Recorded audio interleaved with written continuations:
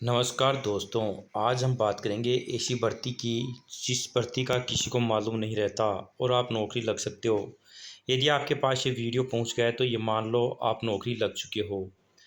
यह भारत सरकार के अंतरिक्ष विभाग भारतीय अंतरिक्ष अनुसंधान संगठन इसरो में भर्ती है और टीचर्स की भर्ती है। यानी इसरो के अंदर टीचर्स की भर्ती है। इसका पूरा विज्ञापन हम देखेंगे। ये विज्ञापन दे रखा है, देखो इसके अंदर पद का नाम गणित अध्यापक। इसमें गणित और भौतिक विज्ञान के लिए अध्यापक चाहिए। इसकी योग्यता क्या है? NCTE मान्यता प्राप्त विश्वविद्यालय से 4 वर्षीय की कर डिग्री पाठ्यक्रम जिसमें संबंधित विषय के साथ BEd किया हुआ हो। कुल मिलाकर कम से कम 50% अंक हो, यानी BSc BEd हो।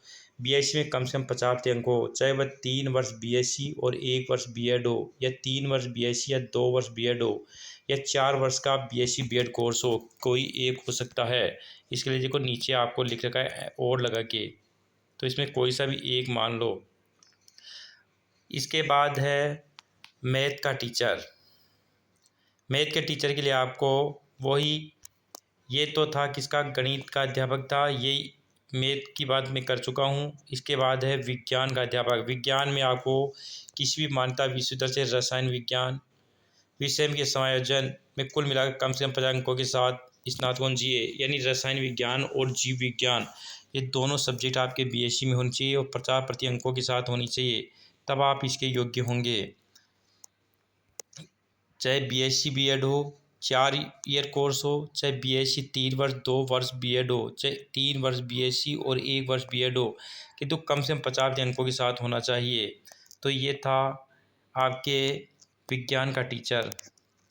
इसके बाद है प्रशिक्षण स्नातक अध्यापक कार्य अनुभव अध्यापक।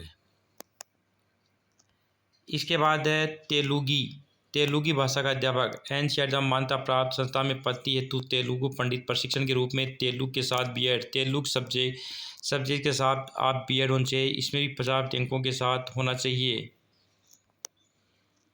इसके बाद में प्राइमरी टीचर की योग्यता क्या है? कम से कम 50 अंकों के साथ उच्च माध्यमिक यानी 12वीं क्लास, इंटरमीडियम या भारतीय पुनर्वास परिषद में विशेष शिक्षा में 2 वर्षीय डिप्लोमा जिसे DL बोलते हैं, BSTC बोलते हैं, करने का मतलब 12वीं पास प्लस DLED होना चाहिए या BSTC होना चाहिए।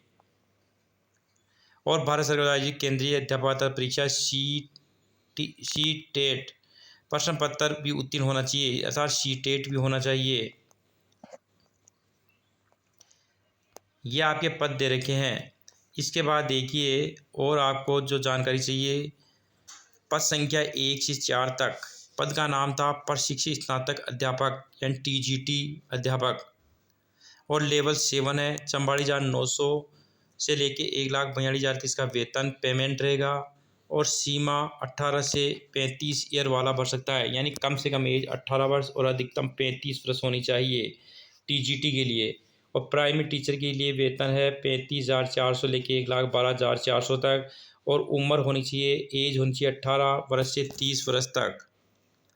5 वर्ष की छूट है ST/SC उम्मीदवारों के लिए। ऊपरी आयु सीमा 5 वर्ष की। OBC उम्मीदवारों के लिए इन श्रेणियों में RC पद के लिए 3 वर्ष की छूट है, और महिलाओं के लिए 10 वर्ष की छूट है।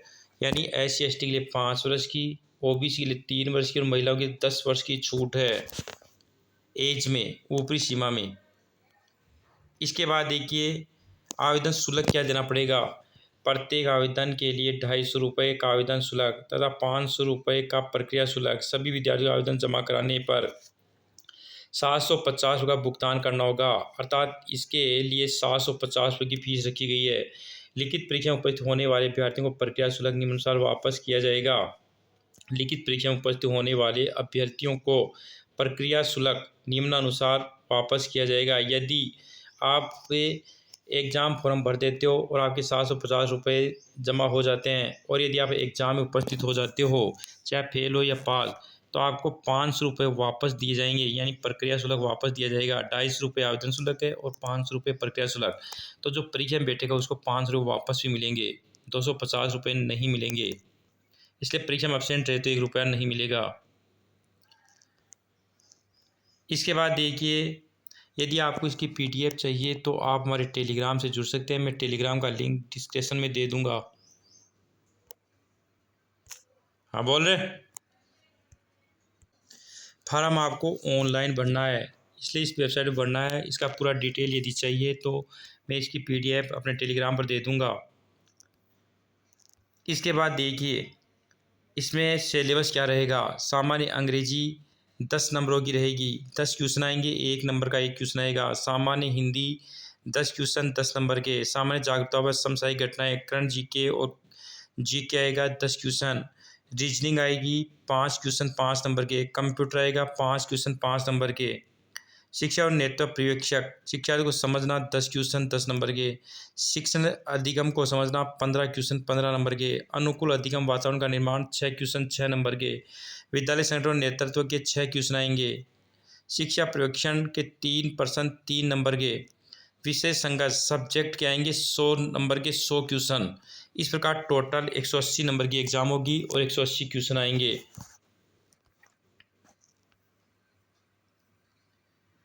TGT तेलुगु के लिए भी इस प्रकार से है। सामान्य अंग्रेजी 20 नंबर की। शिक्षा या शिक्षा मनोविज्ञान 20 नंबर की। संबंधी विषय की अध्यापन पद्धति 40 नंबर की। तेलुगु भाषा संबंधी 100 नंबर का। इस प्रकार 180 नंबर का आएगा। इसके बाद देखिए, चैनल पर नए हो तो चैनल को सब्सक्राइब जरूर करिए। इसी प्रकार की मैं नई नई भर्ती लाता रहूँगा। ऐसी भर्ती देखकर बहुत से लोग नौकरी लगे हैं, क्योंकि इनमें बहुत कम फॉर्म जाते हैं।